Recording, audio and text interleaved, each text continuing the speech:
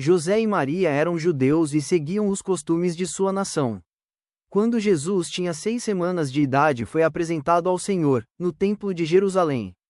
Essa prática estava de acordo com a lei que Deus havia dado a Israel e Jesus devia ser obediente em tudo. Assim, o próprio Filho de Deus, o Príncipe do Céu, por seu exemplo, ensina-nos que devemos obedecer. Apenas o primogênito de cada família devia ser apresentado no templo. Essa cerimônia era para lembrar continuamente um evento que havia ocorrido em um passado distante. Quando os filhos de Israel eram escravos no Egito, o Senhor enviou Moisés para libertá-los. Ele ordenou que Moisés fosse à presença de Faraó, rei do Egito, e dissesse: Assim diz o Senhor: Israel é meu filho, meu primogênito. Deixa ir meu filho, para que me sirva. Mas, se recusares deixá-lo ir, eis que eu matarei teu filho, teu primogênito. Êxodo 4 verso 22 e 23. Moisés levou ao rei esta mensagem. Mas a resposta de Faraó foi: Quem é o Senhor para que lhe ouça eu a voz e deixe ir a Israel? Não conheço o Senhor, nem tampouco deixarei ir a Israel. Êxodo 5 verso 2. Então o Senhor enviou terríveis pragas sobre os egípcios. A última delas foi a morte do primogênito de cada família, desde o filho do rei até o do mais pobre que habitava a terra. O Senhor ordenou a Moisés que cada família dos israelitas matasse um cordeiro e com o sangue do animal marcasse a ombreira da porta. Esse foi o sinal para que o anjo da morte passasse por alto as casas dos israelitas e não tocasse nenhum deles exceto os cruéis e orgulhosos egípcios. O sangue da Páscoa representava para os judeus o sangue de Cristo. No tempo determinado, Deus lhes daria seu querido filho como sacrifício, assim como o cordeiro havia sido sacrificado de modo que todo aquele que cresce nele pudesse ser salvo da morte eterna. Cristo é chamado a nossa Páscoa. 1 Coríntios 5 verso 7.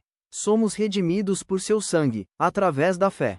Efésios 1 verso 7. Assim, quando cada família israelita trouxesse seu filho primogênito ao templo, deveria lembrar-se de como os filhos foram salvos da praga e como todos poderiam ser salvos do pecado e da morte eterna.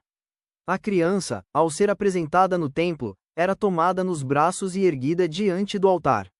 Desse modo, era solenemente dedicada a Deus. E logo que era devolvida à mãe, seu nome era registrado em um rolo, ou livro, que continha o nome de todos os primogênitos de Israel. Assim também todos os que são salvos pelo sangue de Cristo terão seu nome escrito no livro da vida. Reconhecendo o prometido, José e Maria trouxeram Jesus ao sacerdote conforme requeria a lei. Na criança viu apenas um frágil bebê. Não podia ele imaginar que tinha nos braços o Salvador do mundo, o sumo sacerdote do templo celestial. Contudo, ele poderia ter sabido, pois se tivesse sido obediente à palavra de Deus, o Senhor o teria revelado. Naquela mesma hora, estavam no templo 2 servos fiéis de Deus, Simeão e Ana. Ambos haviam dedicado toda a vida ao serviço do Senhor e ele lhes revelou coisas que não podiam ser reveladas aos orgulhosos e egoístas sacerdotes. A Simeão deu a promessa de que não morreria sem ver o Salvador. Assim que viu Jesus no templo, ele sabia que aquela criança era o Messias prometido.